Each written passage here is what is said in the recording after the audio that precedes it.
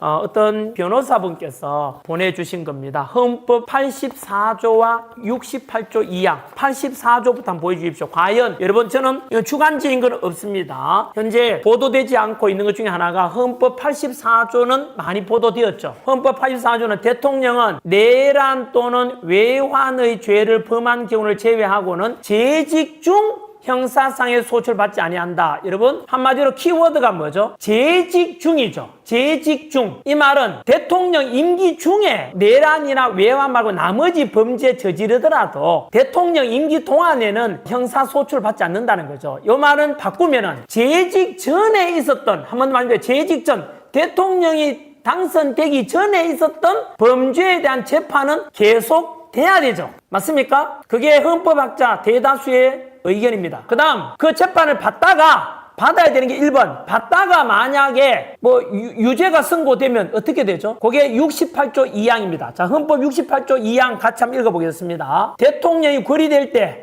또는 사망하거나 당선자 사망하거나 판결 나와있죠. 판결 기타 사유로 자격을 상실한 때는 60일 내에 다시 대통령 뽑는다는 겁니다. 자, 키워드가 빨간 것이 기억나십니까? 죽거나 아니면 뭐죠? 판결을 받게 되면은, 자, 여러분, 기존에 이재명이 범죄 혐의 우리가 다 알고진 게 뭐죠? 기억을 한번 되살려볼까? 5월 1일 날 대법원에서 조희대 대법원장이 전원 합의체로 12명 중에서 10명이 뭐 했죠? 이재명 공직선거법 위반 범죄에 대해서 유죄 취지로 파기환송시켰죠. 이 말은, 자, 기억나십니까? 조금 거슬러 올라가면 이재명이, 그죠? 범죄자 이재명이 당시에 1심에서는 징역 1년, 집행유예 2년을 선고받았죠. 징역 1년에 집행유예, 요게 1심이었습니다. 공직선거법 위반. 2심에서 기억나시죠? 2심에 정재호 판사가 주도했는 그 2심에서는 새로운 증거가 바뀌지 않았는데 1년 징역 완전히 무죄로 바뀝니다. 황당한 재판이었죠? 그게 3월 26일 날이었습니다. 그리고 1심에서는 유죄, 2심에서는 무죄, 3심 대법원의 선고가 조금 전에 말씀드린 뭐였죠? 5월 1일 날 선고 내용은 유죄 취지로 파기환송이었죠. 이 말은 2심 선고가 쓰레기다 이겁니다. 2심 재판 잘못했다 이겁니다. 따라서 유죄니까 다시 2심 고등법원에서 새로 유죄 취지로 선고해라라고 돌려보냈죠. 이 말은 유죄입니다. 확정입니다. 대법원에서 유죄 취지라 그랬잖아요. 대법원이 3심이잖아요. 그러면 남은 게 뭐죠? 파기환송된 고등법원에서 이제 다시 재심해야 돼요. 유죄 취지로. 그런데 그 날짜가 5월 15일이었어요. 하지만 6월 13일 대선 앞두고 있으니까 A씨, 이 판사들이 대선 끝나고 하자 이래서 대선 끝나고 6월 18일로 미뤘죠. 근데 6월 18일 고등법원에 이재훈 판사가 주도했던 이재훈 재판부에서 뭐 했습니까? 대통령 당선됐으니까 우리는 재판을 나중에 미뤄버리겠다. 그게 잘못됐다 이거예요. 자, 여러분 84조 아까 뭐였죠? 재임 대통령이, 그죠? 재직 중이 아닌 재판은 계속해서 진행되고 68조 2항에 뭐라 그랬죠? 그렇게 해서 유죄 선고를 하면 이재명은 아시다시피 벌금 100만 원 이상이 선고되면은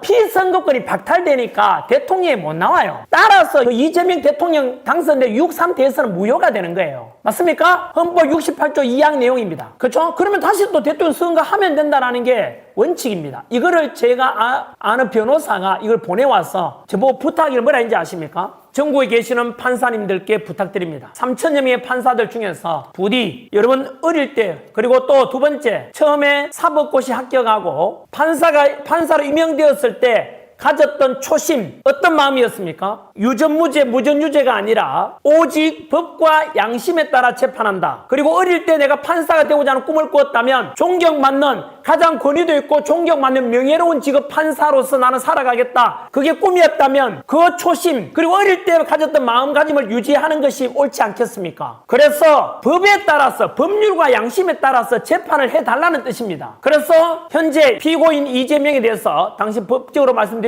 5개 재판을 받고 있었지 않습니까? 현재 남은 게 뭡니까? 바로 우리 그거는 끝났고, 그것도 미뤘죠. 그리고 이화영은 부지사는 이미 7년 8개월에 유죄 확정됐죠. 그것도 재판 계속 돼야 됩니다. 이재명이 왜 공범이잖아요. 주범이죠. 사실상 도지사였으니까. 이화영 7년 8개월 선고받은 사람은 부지사였고, 재판은 계속 돼야 되고, 그래서 앞으로 담당하시는 판사님들께서는 권력자 앞에서 판사의 양심과 법을 스스로 내려놓지 마시고요. 부디 명예를 지켜주십시오. 양심을 지켜주십시오. 이것이 대한민국 사법부를 살리는 일이고, 그리고 많은 동료 판사나 후배 법조인들에게 모범이 되는 그런 행동 아니겠습니까? 그것이 본인 스스로 나이가 더 들고 먼 훗날이 되어서 자신의 삶을 돌아볼 때, 그래, 나는 그 당시에 돈에 권력에 무릎 꿇지 않았다, 판사로서 명예를 지켰다, 훨씬 더 저는 더 떳떳한 삶이 될 거라고 감히 말씀드려 봅니다. 저 역시 돈 잘 벌고 인기 많고 명예로웠던 전한길 강사가 아스팔트에 나오면서 욕먹고 돈도 좀 적게 벌고 또 이렇게 되면서 나오게 된 이유 중에 하나가, 지금 대한민국이 저는 무너지는 걸 그 당시에 봤습니다. 윤석열 대통령이 비상계엄 선포하고 난 뒤에 담화문에서 말씀하셨듯이 현재 대한민국은 바로 반국가 세력들이 넘쳐나고 있어서 이 반국가 세력을 척결해야 되겠다, 그리고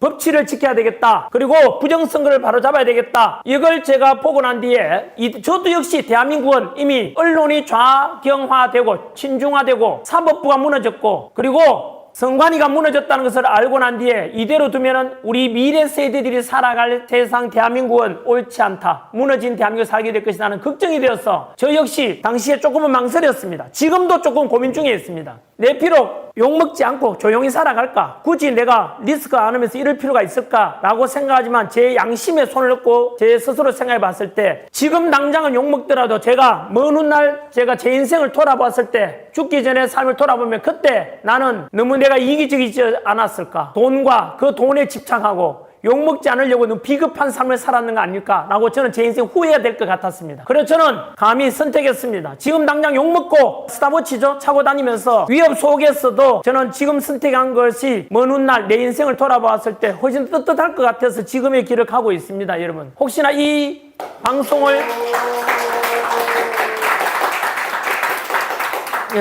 방송을 우리 판사님들 중에서 보신다면, 또 다른 변호사나 법조인들이 보신다면 부디 판사분들 바람 불기 전에 먼저 눕지 마시고, 제가 며칠 전에 방송했던 예전에 MBC 허준 드라마에 나왔던 표현을 그대로 빌리자면, 광자 앞에서는 한없이 당당할 수 있어야 되고 약자 앞에 가서는 한없이 나약해질 수 있는, 바로 높은 곳에 처할 줄도 알고 낮은 곳에 처할 줄도 아는 그런 판사님들이 되어주시기를 부탁드립니다. 부디 저도 이재명 대통령께도 부탁드리고 싶고, 이재명 대통령께서도 스스로도 말씀하셨지 않습니까? 내가 죄가 없는데 검사들이 나를 엮어가지고 이렇게 해서 억울하게 지금까지 왔다. 좋습니다. 제가 믿어드리겠습니다. 그렇다면 억울함을 해결하는 것이 바로 법관 판사들 아니겠습니까? 그래서 남은 재판에 죄가 없다고 말씀하셨다면 떳떳하게 재판 받으십시오. 윤석열